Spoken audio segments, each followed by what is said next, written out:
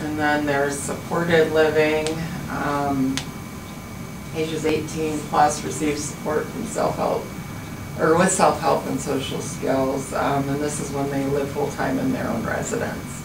So they may have their own apartment, they may, and in that case then somebody comes into the home and ensures that things are going good. Perhaps, you know, we'll work on them with, and this can be, this support can actually be in and out of the home. A supported living person could take the person to go get groceries. They could go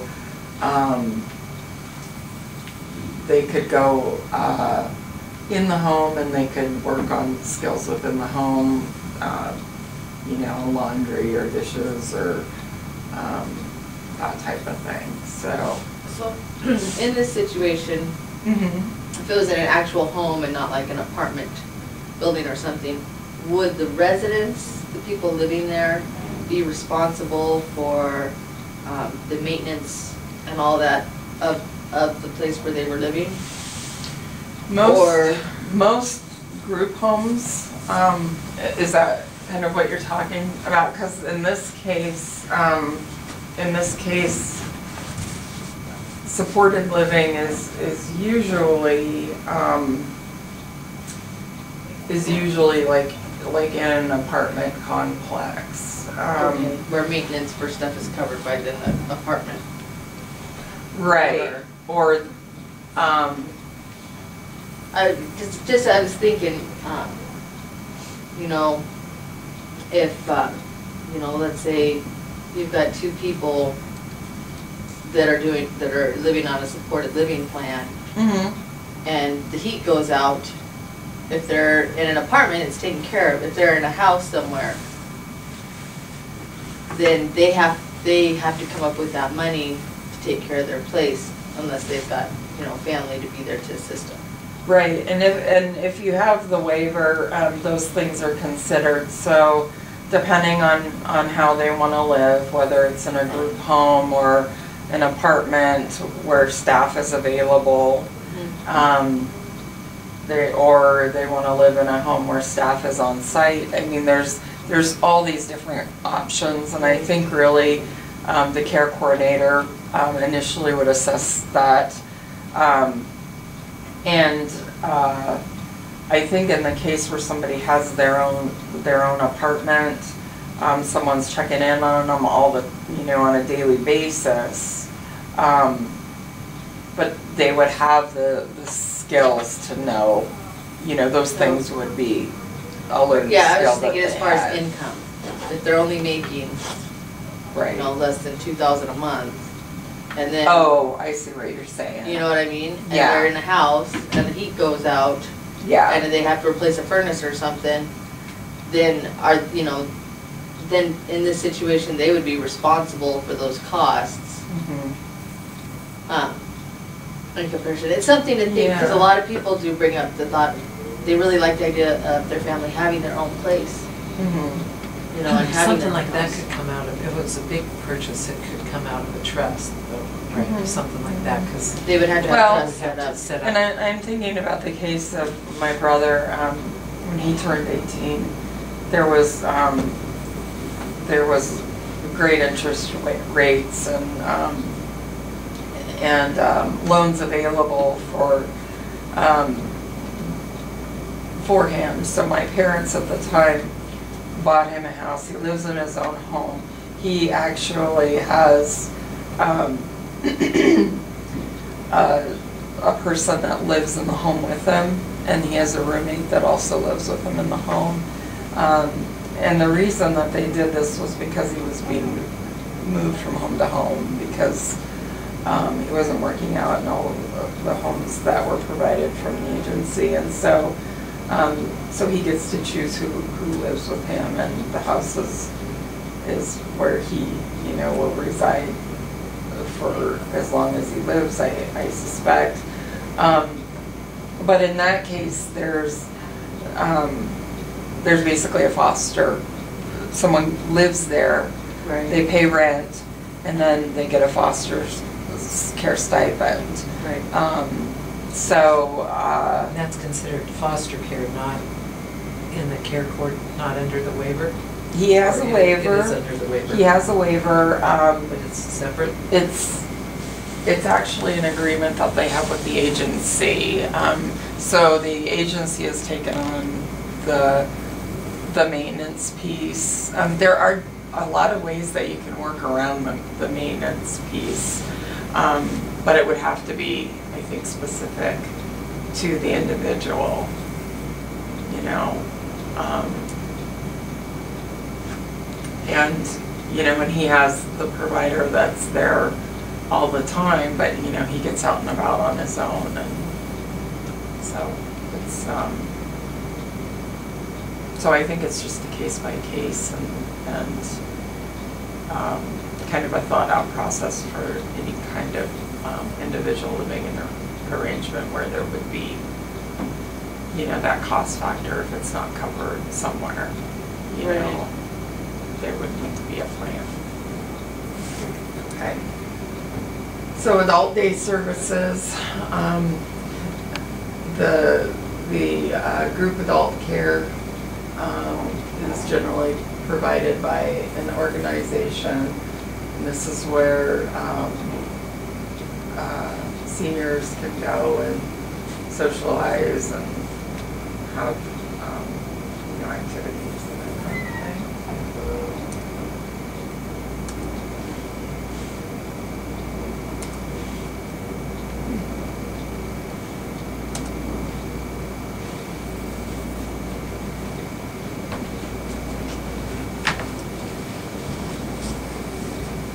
Said this the last time that I was here. I just remember.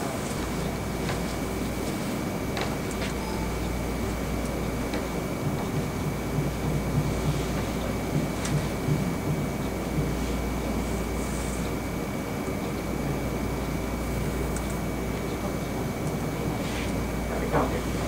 Okay, respite. This is occasional breaks for the caregivers. I would say respite is probably the best option for a situation that you were talking about where, you know, you're going on a vacation or something. I think Vacation. yeah, or I think that respite would be the best option. This is if an individual is living in a home where the caregivers are not paid. And that would, you know, probably be the family, yeah. Then respite is available. It used to be 720 hours a year. I don't know if that's changed. So is respite something that needs to be asked for on the waiver when you're asking for services?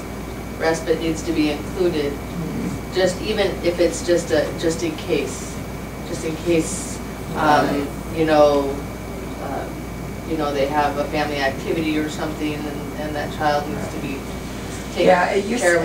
It used to be, and it probably is the same. I don't know for sure, but 720 hours annually, and then 14 days. So you could take, you know. That's when you would have to take a vacation or whatever, and does it take away from any of the other services by adding respite in there? no. It's just one more It's thing just to ask for. another option. And the thing with any of these services though is if you're gonna ask for respite, I say use it because you're more likely to get it the following year. If they see that you're really not using it, there could be a possibility that it wouldn't go into the waiver the following year.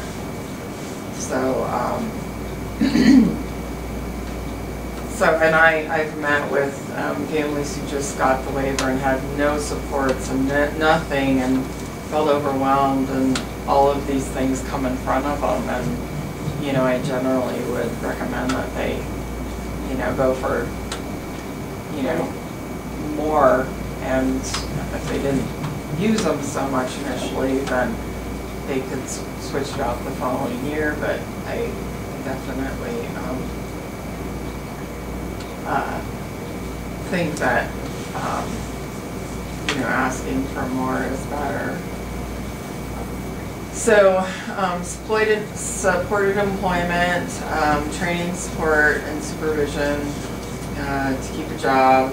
So this could look like a lot of things. It could be somebody who's self-employed and just needs a job coach to get them around.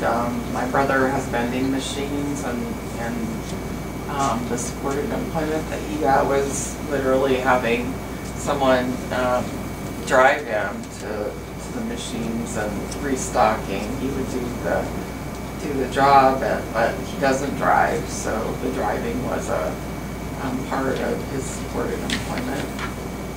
And you know, keeping somebody on task, you know, this is a great way to get. And how does, is it for like a full-time job or a part-time job, or how, is there a monetary limit? No. Or if the person is able It's to work really based like on three-quarter time, or?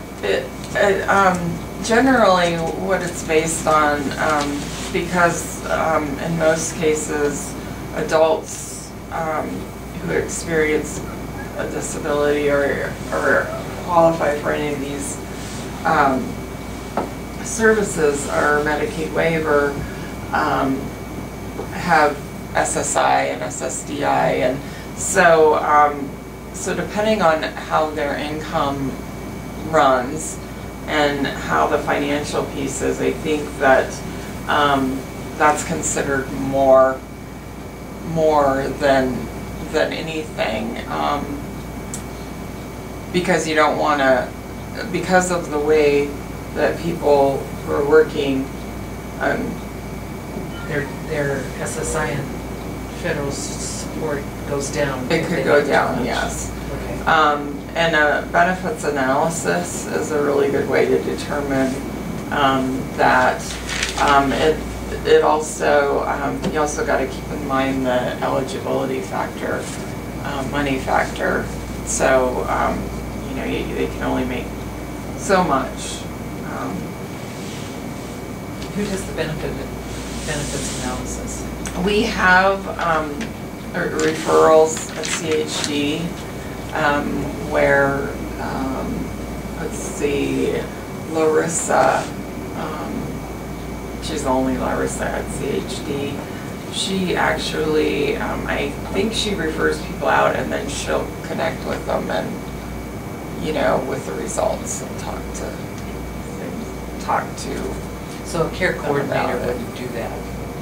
No, it would be separate, yeah.